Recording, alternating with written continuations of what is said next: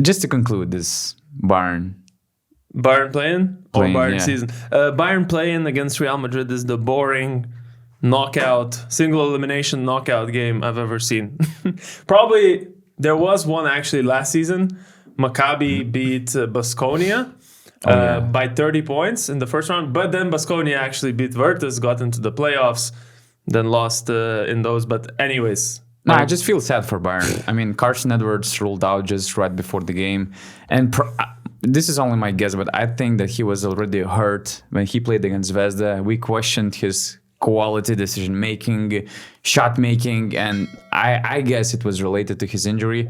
And I just checked stats before the game that he was ranked 4th in the EuroLeague by points created, 28 through scoring and assisting. And basically that's how much they missed in that game. Literally 28 points to be competitive against Real Madrid, or even maybe to create another upset. So it's just sad that, I mean, Bayern had a great season, a lot of great individual performances. We didn't see them.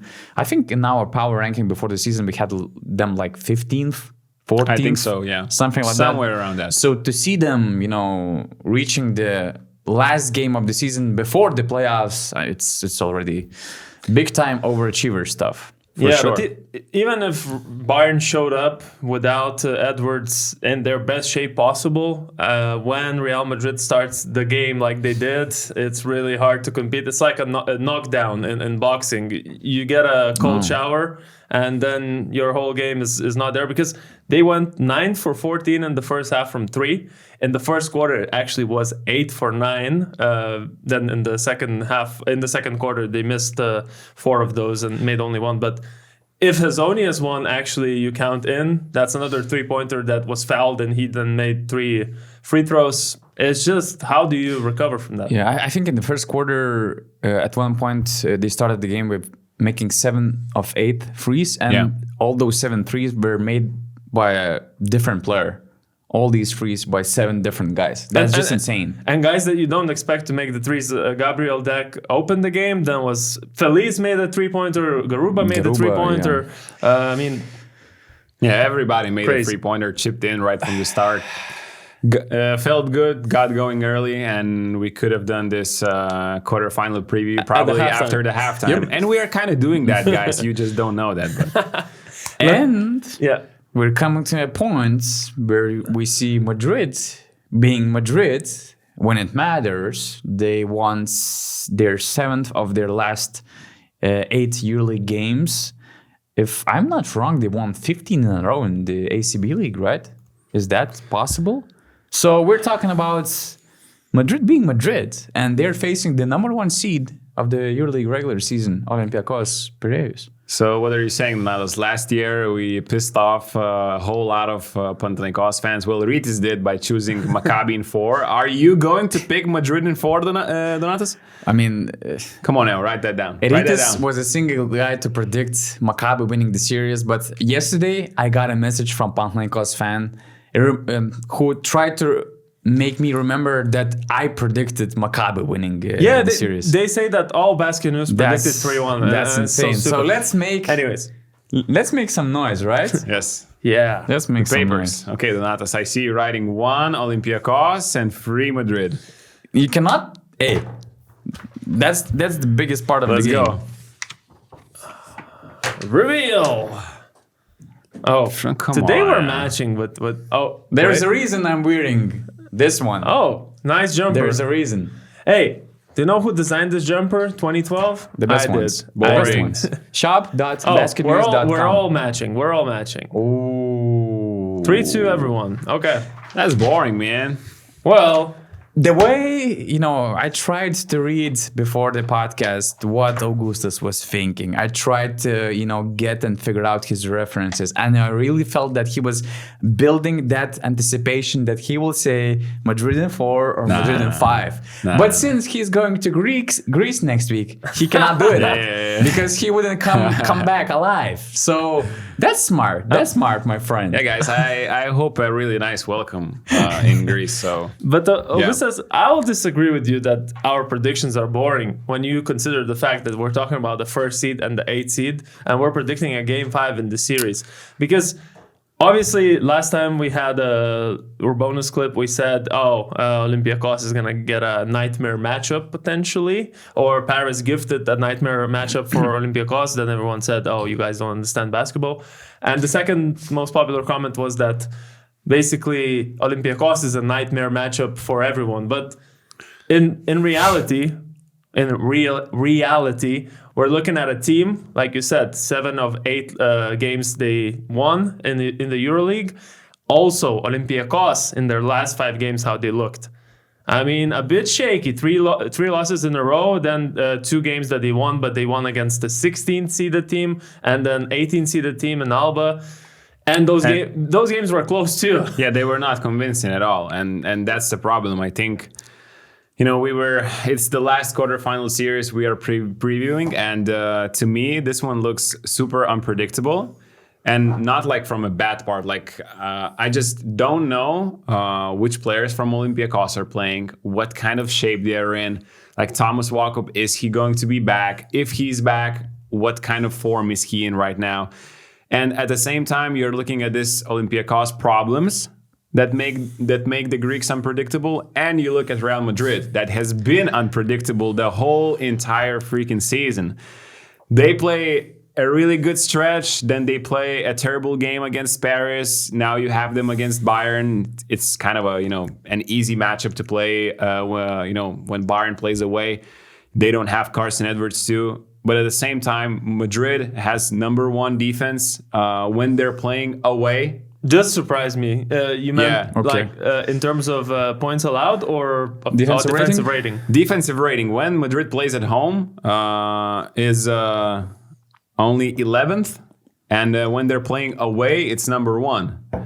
So overall, it is also number 1, although they have a lot of off-ball problems. And that's what Olympiacos are famous for. So it's going to be really intriguing to see. So that's what I'm saying is going to be unpredictable. But Olympiacos in 5, I think, and one of the reasons are historical, to be honest. 3 years ago, Olympiacos Fenerbahce, they won in 5. They lost in the semifinals, Vasilija Micic game winner. Then Olympiacos Monaco, they won in 5, lost to Madrid in the finals in Kaunas. And last year, they also played 5 games. They won in 5 games and lost in the semifinals again to you know who. So what else makes me not to say? I mean, they have a better team this season. They have probably the best team they had throughout these entire years. But Madrid is a tough matchup. They have, even though they're not as good as they were before, absolutely not. But I think they can make this a really, really interesting series. I just remember that Madrid are really badass party poopers. Like 1 year before the quarterfinal series against Partizan, Partizan was kind of celebrating the win in the playoffs. The fight happens, they won in 5. I mean, they find a way, man. That's the thing with Real Madrid. I mean, you can be as confident as you want about your team, about the series, but Madrid, it's the same what was with Spanish national team for years. Oh, this year they finally seem vulnerable. Mm-hmm. When it matters, when the season is on the line, when the title's on the line, especially in a 5-game series, Madrid is going to show up. So that's why I was also I was hesitating before claiming that Olympiacos will win in 5, but my main argument is that I also do not trust this Madrid's team. In too many stretches, I see them collapsing. That I wasn't used to that before, watching Real Madrid in the previous years. I think that their chemistry is not as good as it was in the previous seasons. I'm not sure if the core players are clicking. The vets, some of the vets left already. Rudy, Chacha, they're not as deep as they were before. I've just checked that last year the depth was crazy. They had on this team Vincent Poirier and Guarcian Yabusele. 7 players were averaging at least 9 points per game in the EuroLeague. Mm-hmm. This year, only 5 guys are actually averaging 8.5 points per game. And Olympiacos, when we compare those two teams with the last year, Olympiacos added Sasha Vezenkov, who's even better than he was in his MVP season, and Evan Fournier. That makes me believe that Olympiacos will recoup for the playoff series, and with all the advantages that they have, off-ball offense against their Real Madrid's defense, which is not that good against the off-ball offense and stuff, with the strength and quality that they have in Vezenkov, Fournier, and the game 5 at home. To me, that's the key, because I predict long series, and this home court advantage will work for game 5. Who knows? Madrid might steal one game in next week in Athens already. But I really believe that Olympiacos, not sure if they're going to need this shot. Shop.basketnews.com if you want to get our merch, including this Olympiacos-inspired 2012 jumper. Yeah, we got some cool stuff for many teams or for many fans. So I just think that, they will win the series. Would you guys be surprised if Olympiacos just won in 3 games? No, I wouldn't, because we know how unpredictable Real can be. They can have a game off. They had so many games against teams you expect them to win against, and then they just get the blowout loses with the talent level they have. So I wouldn't be surprised. Okay, I just think this will be one of the least tactical adjustment series out of all 4. Because both coaches rely heavily on their systems, basically, on their beliefs, on their ideology. You know, Real Madrid is always known for example, one thing they're known of is if you have a bad reputation as a shooter, if you are Thomas Walkup, if you are, I don't know, someone else, if you're Shaq McKissick, they're going to go under the screen and risk the three-pointer every freaking time. And if you are Olympiacos and if you are making 16 threes out of 27 that they did in the game 2 of this season in Madrid, and they were winning by 20 in the third quarter, everybody was making shots. Evan Fournier, since the first possession, he made a fadeaway three-pointer from the corner. And then in the third quarter, he made some tough shots. Like, if Olympiacos are doing that, then I'm not surprised they're winning 3-0. But I go back to the first point that I just don't know. Like, in the last month, the way Olympiacos looked, they were not convincing, and I need to see that form that got them the number 1 seed to actually believe they're making the Final Four. But for Real Madrid, I think the key player is Mario Hezonja in this series, because Olympiacos third position is like fourth position. I think 4th position against Olympiacos is the most important, because you are guarding Sasha Vezenkov first and foremost, and that's super important. And the second part is Olympiacos oftentimes switch every pick with the Sasha Vezenkov. So Hezonja can actually have a mismatch inside. If you feed him the ball, if Real does that, he can have big games this series. And maybe Gabriel Deck can, hunt mismatches, punish inside a little bit. And I'm interested to see if Olympiacos go to switching and how much, because, with the bigs, they were used to be a little more passive, but this season we've seen a lot of switching too. So how Real Madrid is going to attack that, because they have Campazzo, but Campazzo is the most dangerous when he's playing against not switching defenses in the pick and roll.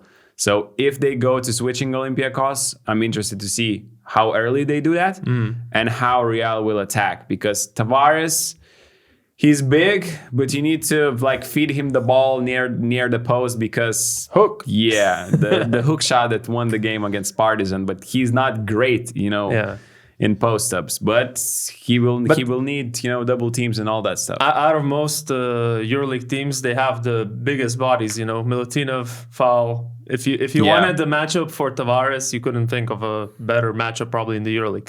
Yeah, but I mean, after the switching, because they're switching a lot with, in that game, in the second game, they did some switching, with Foul, with Milutinov.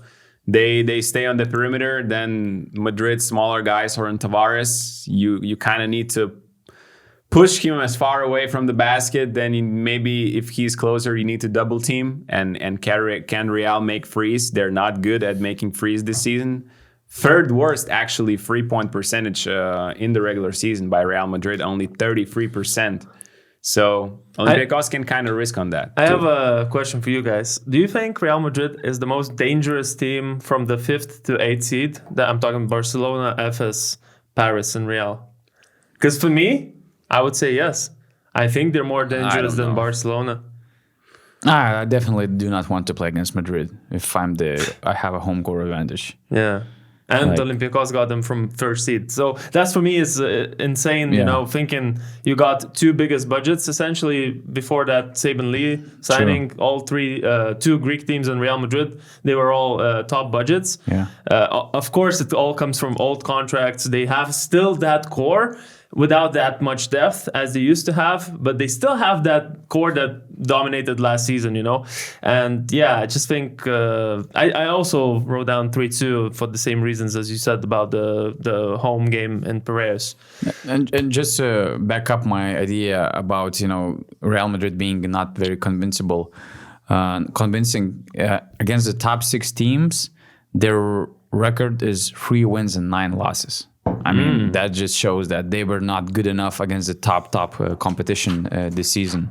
Yeah. So, but the problem with Olympiacos, you asked about the injured players. There is a hope in Olympiacos camp that's basically this weekend they will, for the first time of the season, they will have all players healthy in practice. Wow. Which sounds good, but do I want does it really? some players to get back and on the court, on the floor after missing so much time, like Keenan Evans, Thomas Walkup, some other guys? Do I want to, make some mess even more? I'm not sure in what kind of shape Thomas Walkup is. So, I mean, it sounds as a good thing, as a positive for Olympiacos, but is it a right time for Olympiacos to make those changes and returns? I'm not sure. So just another what's going on with Olympiacos at this moment before the playoffs things, and that's why it makes this prediction so hard. And at least for me, I just actually hope Olympiacos wins because 2 reasons actually. Number one, you hate Madrid. I don't. Nothing against lie now. Madrid, but I just want an all-Greek final in Abu Dhabi because I think this is our best chance to have we have the 2 strongest Greek teams at the moment that they ever have been, let's say, not ever, but like in the recent times. They've never been both at the same Golden time. Age video. Watch that one. And I'm not sure, before you go to number 2, I'm not sure how many of the spectators, and probably these are Olympiacos fans mostly, how many of them want a all-Greek final? Let's ask them, because I'm not let sure. us know in the comments, yeah. Like, I'm not sure if they want to have that on their hands, like potentially losing to Pau in the Why are you Euroleague thinking final. like a loser? You need to think winning against your biggest enemy and raising the I trophy. mean, it's a 50-50 chance in the final, but We will yeah. see. But the second reason is because if Real advances and brings their, sorry to say, senior fan base to the Abu Dhabi, well, we're gonna lose 50% of the atmosphere in one of these games because I think Final Fours are great because of the fans. Nothing else about Final Fours usually in terms of atmosphere. Nothing's show, great about the Final Four. Nothing yeah. else but the fans. So if we're missing out on Olympiacos fans because Real advances, I would be really depressed in Abu Dhabi. If I had to make this like prediction like 2 months ago, maybe this would be a 3-0 easy. Yeah. 3-0 Another easy. thing, yeah.